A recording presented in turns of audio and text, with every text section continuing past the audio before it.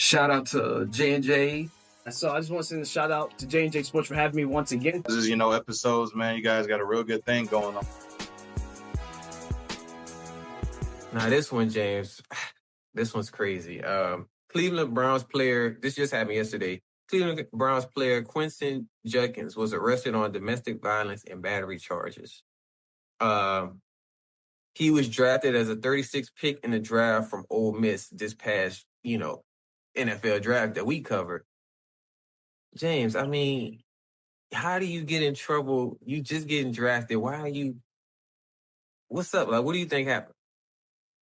Well, this is the time of the offseason for NFL players where everyone's going to have a lot of free time, because I believe for most of the teams, it's kind of time off. I know it is for the Cowboys. Yeah. So, for someone like Judkins, maybe they're just getting in trouble. And, this seems like it was a domestic violence situation, and there was battery involved here too. And this kind of reminds me of, did you hear about the Cowboys special teamer, Kevontae Turpin? Yeah, I heard a little bit about that. I did.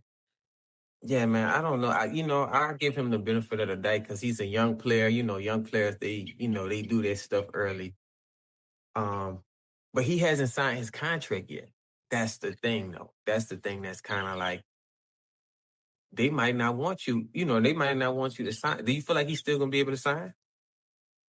It depends on if they believe that, he can overcome the situation. And,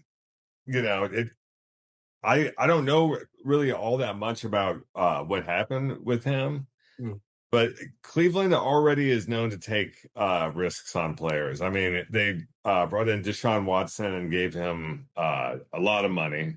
And right. Yeah.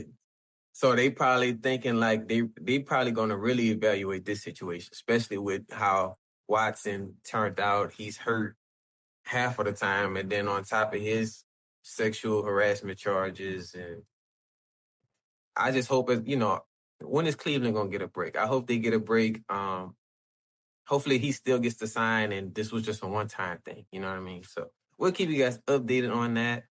And before I pass it over to my co-host James, J&J Sports. Coming to y'all live in 2025.